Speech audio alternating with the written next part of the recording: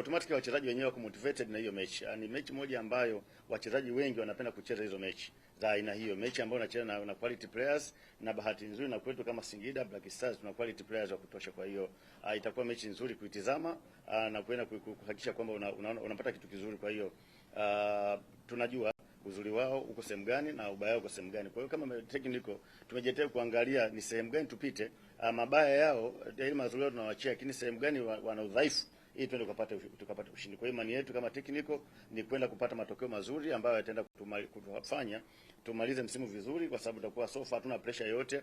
Tayari kuna pressure ya kupata ticket ya CAF tumeshaipata.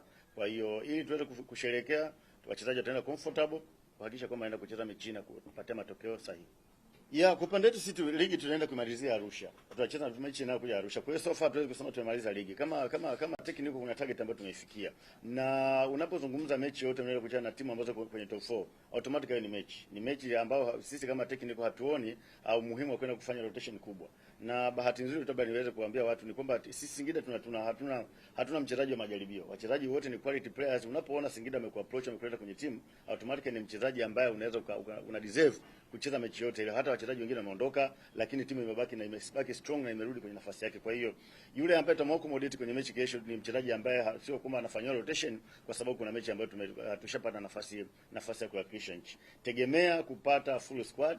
Tumekuja na wachezaji karibu 25 top players ambao imani yetu ni kwamba ile kazi ambayo tumewatuma aende wakaifanya. Imani yetu ni kwamba tunaenda kuwapa Simba mechi. Tunaenda kuwapa Simba mechi nzuri ambao kwetu sasa ni kipimo cha mashindano ya CAF. Kama target ilikuwa nitafuta target kwenda mashindano ya CAF na unataka ukafanya vizuri. Last season tumecheza kwa mara ya kwanza na tumeenda group stage. This season nia yetu ni kwenda mbele zaidi. Sasa kama unakwenda mbele zaidi na unashindwa kumfunga timu kama Simba ukiwa comfortable, akili iko yani psychological iko vizuri na pressure, automatically how deserve kwenda kuhakikisha nchi. Kwa hiyo sisi kama technical tumejipanga na tumeambia wachezaji kwamba ili kuipata radha ya mashindano ya CAF ni kuhakikisha kwamba tunaenda kupambana kadri tuwezavyo na kuweza kupata matokeo dhidi ya Simba.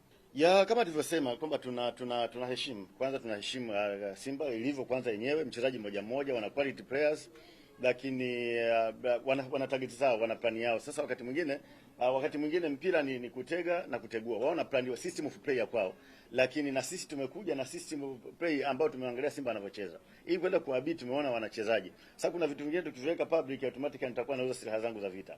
Ikikubwa kinachotakiwa ni kwamba wewe kwa tayari, njoo uwanjani kesho tukusanyike pale Meja Samuyo. Wa bahati nzuri uwanja unaruhusu, hali ya hewa Dar es Salaam nzuri.